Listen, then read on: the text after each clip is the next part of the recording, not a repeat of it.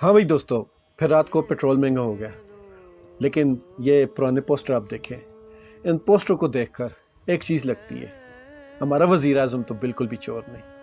اور اس کے اوپر یہ مختلف جتنے بھی آپ پوسٹر دیکھ رہے ہیں، ان پوسٹروں کے حساب سے دو اور لوگوں نے بھی بہت بڑے بڑے بیانات دیے تھے عمران خان کے اوپر، بلکہ عمران خان کے خلاف۔ جب عمران خان کی حکومت میں پیٹرول بڑھتا تھا تو تب بہت بڑے بڑے بیانات آتے تھے۔ ایک تھے ہمارے وزیر اعظم صاحب اور دوسری ہماری وزیر اعلیٰ صاحب، لیکن ان کے بیانات میں باوجود نہیں چلا رہا۔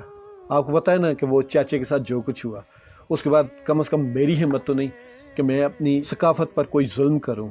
تو آپ یہی سمجھ لیں کہ جو ان پوسٹروں میں لکھا ہوا ہے، اور یہ پوسٹر بھی میرے نہیں ہیں، نہ ہی کسی پی ٹی آئی والے کے ہیں، یہ نون لیگیوں پیٹرول رات کے اندھیرے میں تمہیں بڑھانے میں شرم نے اٹھائے ہوئے ہیں۔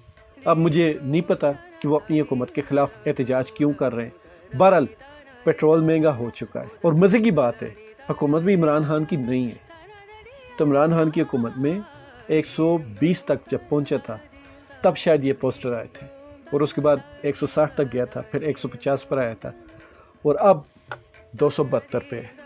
تو بہرحال یہ حکومت چور نہیں ہے، یہ ویسے فضول کا احتجاج کر رہے ہیں۔ کسی نے اگر پکڑنا بھی ہوا تو بھائی یہ شکلیں ان کے سامنے، کئی میں انہوں نے شکلیں اپنی چھپائی ہوئی ہیں، تو آپ ڈھونڈ کر پہچان کر آپ کوئی جیو فینسنگ کر کے ان کو پکڑ سکتے ہیں، کیونکہ ہمارے ملک میں الحمدللہ اب بہت بڑی ٹیکنالوجی آ گئی ہے۔ اب تو لوگ کسی جگہ پر نہ بھی ہوں تو وہ بھی پکڑے جاتے ہیں، بلکہ کسی کی شکل نہ ہو، بلکہ بندہ ہو ہی نہیں، دنیا میں بھی نہ ہو، تو وہ بھی اٹھا لیا جاتا ہے۔ یہ ہمارے یہاں اکثر جب بھی کوئی کیس ہوتا ہے نا، تو 10 لوگ نامزد ہوتے ہیں اور کوئی 100-150 بندہ نامعلوم ہوتا ہے، تو یہ وہی نامعلوم ہوتے ہیں۔